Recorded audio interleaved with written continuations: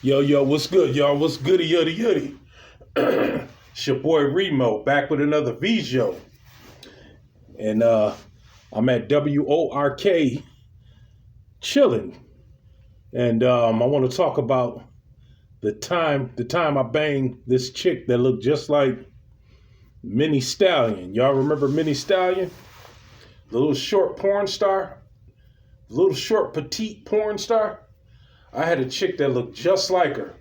And believe it or not, she was my case manager at welfare because right before I was about to get evicted from my apartment, I had lost my job and I had to file for DSS and food stamps and all that good stuff. And she was the case manager I had to talk to. And she had just recently started. It took her longer than usual. She was like, bear with me. While she was getting, the files and the paperwork together, I'm sitting there and I'm looking at her. I'm saying to myself, oh man, this little chick is thick. She was making copies on the copy machine. She had on some tight jeans. I was like, man, I was 25 at the time. I think she may have been like 24 or 25. Who knows? She may have been older than me. Black women age gracefully. But anyway, yeah, me and her was talking, and I was telling her how good she looked, and she was telling me she was from Buffalo. She just moved over here, and I gotta watch these people. I don't want them to hear me. They probably can't hear me while I walk by. But anyway, long story short, me and her started talking. I was complimenting her, and she was, you could tell she was feeling your boy. I was going at her hard. I was asking her, did she like this job? How does her husband feel? She said she ain't had no husband. I said, oh, well, how your boyfriend feel? She didn't have no boyfriend. I was like, oh, okay. So, I tried to give her my number. She said, I already got your number. She was like, it's on all these papers that I'm filing. And she was like, what, you live at home? I was like, no, I got my own apartment. I'm trying to do this, that, and the third so I don't get evicted and blah, blah, blah.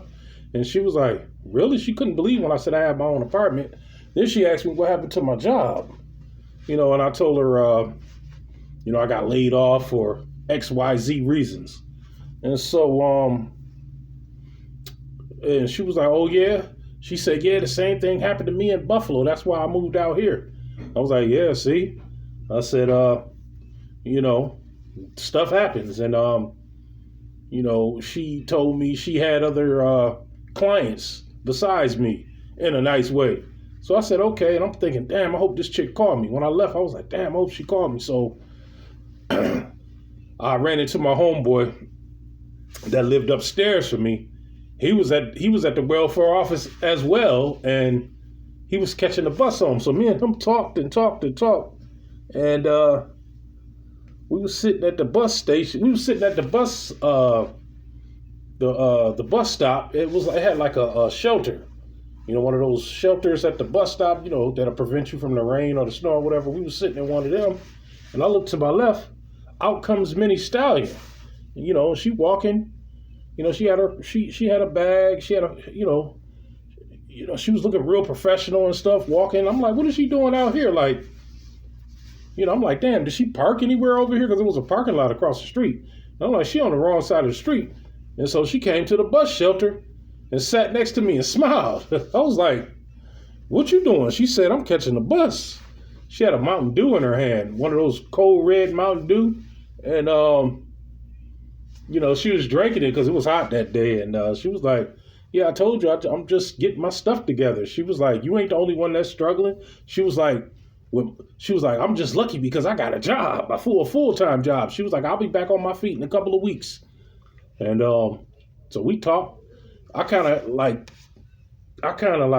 Black Boy, my homeboy. Like he knew what I was trying to do, and he kind of left me alone. But I kind of put him on the back burner. Like he wasn't important no more.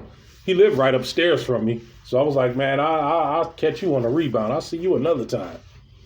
So, we got downtown. We chopped it up a little bit. Me and Mini Stallion, and later on that night she called me, and come to find out, she lived not too far from me. Her and that chick that looked like the thick Kim Kardashian, they lived in the same apartment complex. And Mini Stallion told me I can come see her anytime, but in my mind, I'm like, man, I don't want to go over there. I don't want to run into any conflicts. I don't want Kim Kardashian to see me over there. You know what I'm saying? And I just didn't want no problems because, some chicks that you had a quick fling with, they see you with another chick nearby, they'll blow up your spot or they'll cock block. I just didn't want no problems. So I told Mini Stallion to come over my house or whatever. And she came over my house. She was talking about, the funny thing was she was talking about God and all that stuff and how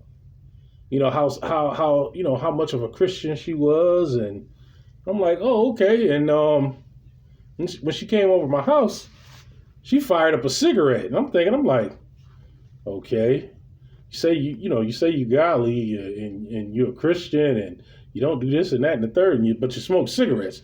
And she had her cigarettes in like this gold cigarette case.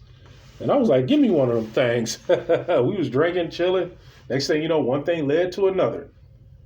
She had some good coochie. I'm gonna tell you. At that time, that probably was like the best coochie I had at that time. And like, she was short, she was flexible, and I was able to hold her up. I was able to stand up, hold her up, walk around the house and bang her like that. Like, I'll be standing up, walking around the house, just banging her, on the phone, just banging her with one hand. Oh yeah, let me call you back. Just banging her. And oh man, doggy style, her booty was shaped like a basketball. It literally felt like I was fucking a basketball because she had little stretch mark lines on her butt. It looked like a basketball. Just imagine fucking a basketball or a pumpkin. But to me, it looked like a nice round basketball. I banged this chick all weekend. She spent the whole weekend with me. All we did was have sex. And after each time after we had sex, she would fall asleep. And I would fall asleep and I'll wake up. My house would be clean. My dishes would be washed. My bathroom. She would get up and clean up because she had told me she don't really have sex that much because she don't really know anybody up here. I mean, this chick, when she came and went to sleep and woke up, she got happy and she would get to cleaning. I respected the hell out of that. I could have married her, but I'll get to what happened towards the end. I could have married that chick, man. But one thing, led to another. But every weekend she would come over my house and we would wash, rinse, and repeat the cycle. I would bang it. She'll go to sleep. Of course I would feed her because, I'm a good cook. Wake up, everything clean. I mean, everything clean. And, about a fourth weekend, she didn't come over no more because she had other things to do. And then plus I didn't get tired of banging her, but I had other chicks I wanted to bang. But, that last time she came over, all we did was have sex. I mean, she did everything you could imagine to me, you know what I mean? And we watched the porno. We did everything they was doing in the porno. She was, she would challenge me. She'd be like, oh, I see, because I had a bunch of porno. She'd be like, oh, I like this porno. Oh, I like this porn star. I like that porn star. She'll be like, yeah, let's do what they doing. And I'm like, okay, fine. She was like, you think you could do it for as long as them? I was like, yeah. So we would copy what the porn stars was doing in the movie. It was fun, yo. We had the best sexercise.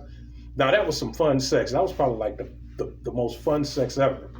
But we lost contact after a while, and about a month later, I saw her on the bus with some dude, and I didn't really say anything to her. So, she was with some dude. I don't know this dude, and maybe like a month after that, or 2 months after that, I saw her at the DSS office, and she was going off on me. She was like, yeah, you saw me on the bus. You ain't say nothing to me. I said, you ain't say nothing to me. I said, plus she was with some dude. I was like, I don't know who that dude was. She was like, oh, he wasn't nobody. I was like, yeah, to you, I don't know him. I was like, you don't just run up and start talking to some girl, if she got a dude. I was like, that's not how us men do it. I said, y'all women might do it. She was like, nah, we don't do it either. She was like, but I felt like you was on some wham bam, thank you, ma'am type of shit. I was like, well, you had my number. You didn't call me either. Like, I said, the phone rang both ways. She was like, I called, but you didn't answer. I said, you never called back. I said, you know where I live. But she just assumed that I was some type of gigolo or some players. I think to this day, that was just her excuse because she was single and I was single. She probably was doing the same thing I was doing. She probably stopped coming over because she had other dudes in her back pocket. Just like I had other chicks in my back pocket. Shit. I didn't ask her to move in, and she didn't ask me to move in with her. We was just making out. We was just fucking, basically. So from what I heard, she had moved back to Buffalo, and I looked her up on Facebook some years ago, maybe about like 10 years ago, and I sent her a friend request, and she declined. I was like, oh, okay, all right, and she had gotten thicker. She wasn't skinny no more. When I saw her on Facebook by the pictures, she wasn't skinny like that no more, and she still looked good. I'm like, damn, I just wanted to be your friend. Like, I just wanted to be your friend. Like, I wasn't trying to get back with you. I'm like, oh, well, okay, fine. She never accepted my friend request, so, I had to pretty much move on because all the chicks that I banged, all the stories that I'm telling you all about, I'm friends with at least 90% of them on Facebook. We correspond every now and then. I'll say, hey, happy holidays. All right, how you doing?